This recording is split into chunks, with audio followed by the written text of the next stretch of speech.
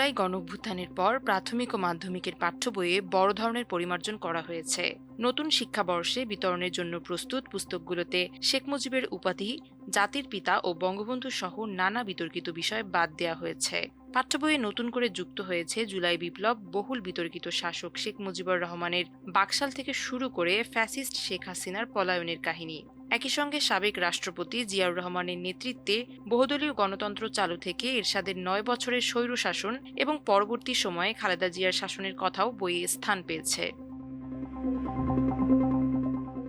জাতীয় শিক্ষাক্রম ও পাঠ্যপুস্তক বোর্ড এনসিটিবি প্রকাশিত ২০২৬ সালের মাধ্যমিক স্তরের শিক্ষার্থীদের জন্য বাংলাদেশ ও বিশ্ব পরিচয় পাঠ্য বই পর্যালোচনায় দেখা গেছে শেখ মুজিবুর রহমানের নামের আগে বঙ্গবন্ধু শব্দটি বাদ দেওয়া হয়েছে। ২০২৬ সালের অষ্টম শ্রেণীর জন্য ছাপানো বাংলাদেশ ও বিশ্ব পরিচয় পাঠ্য বইয়ের ২১ পৃষ্ঠায় ৭ই মার্চের ভাষণের বর্ণনায় ৫ জায়গায় শুধু লেখা হয়েছে শেখ মুজিবুর রহমান।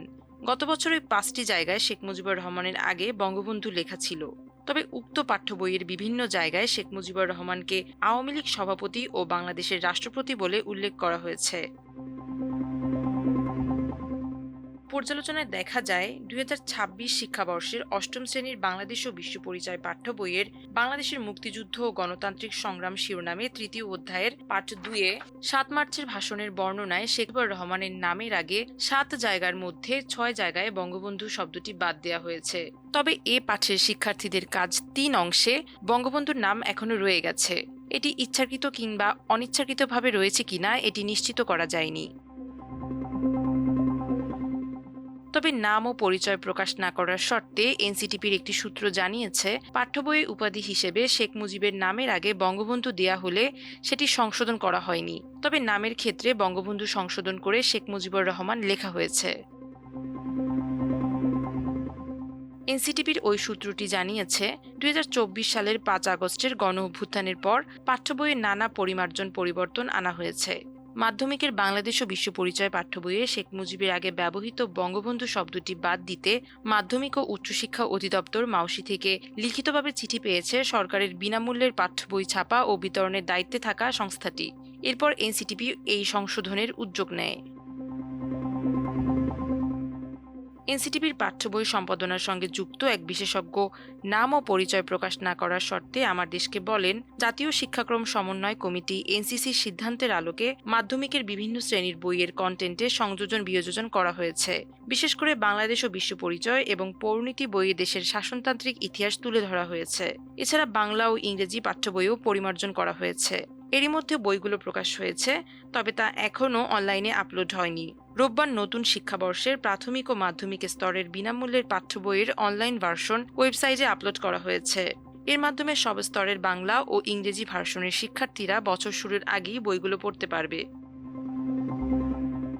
১৯৬৯ সালের ২২ ফেব্রুয়ারি শেখ মুজিব আগরতলা মামলা থেকে অব্যাহতি পেয়ে মুক্তি লাভ করেন। পরের দিন ২৩ ফেব্রুয়ারি কেন্দ্রীয় ছাত্র সংগ্রাম পরিষদ তার সম্মানে তৎকালীন ঢাকার রেসকোর্স ময়দান, বর্তমানে সোহরাওয়ার্দী উদ্যানে এক জনসভার আয়োজন করে। সেখানে তাকে বঙ্গবন্ধু উপাধি দেয়া হয়। গত দেড় যুগে আওয়ামী লীগের ফ্যাসিবাদী শাসন আমলে শেখ মুজিবের আগে জাতির পিতা এবং বঙ্গবন্ধু শব্দ দুটি উল্লেখ করতেন তৎকালীন নীতি নির্ধারকরা। এরই ধারাবাহিকতায় পাঠ্য বইও শেখ মুজিবের নামের আগে এই দুটি উপাধি লেখা হতো। তবে শেখ মুজিবের নামের আগে ব্যবহৃত বঙ্গবন্ধু উপাধি চুরি করা বলে প্রমাণ মিলেছে। ২০০১ সালে ইসলামী বিশ্ববিদ্যালয়ের ইসলামিক স্টাডিজ বিভাগের শিক্ষক ড. মুহাম্মদ ইয়াহিয়া রহমানের তত্ত্বাবধানে সাতক্ষীরা শ্যামনগর সরকারি মহসিন কলেজের শিক্ষক ড. মুহাম্মদ জহুরুল ইসলাম তার পিএইচডি গবেষণায় উল্লেখ করেন, ৭৮ বছর আগেই মুন্সী মেহেরুল্লাহ প্রথম বঙ্গবন্ধু উপাধিপ্রাপ্ত হয়েছিলেন। মুন্সী মেহেরুল্লাহ যে বাংলার প্রথম বঙ্গবন্ধু একথা লিখেছেন মতিউর রহমান মল্লিকও। ঢাকাভিত্তিক প্রেক্ষণ সাহিত্য সংগঠন ১৯৯৬ সালের নভেম্বরে মুন্সী মেহেরুল্লাহ স্মরণ সংখ্যা প্রকাশ করে। সেখানে প্রকাশিত বঙ্গবন্ধু মুহাম্মদ মেহেরুল্লাহ শীর্ষক নিবন্ধে তিনি মির্জা ইউসুফ আলী যে মুন্সী মেহেরুল্লাহকে প্রথম বঙ্গবন্ধু উপাধি দেন একথা জানিয়েছেন।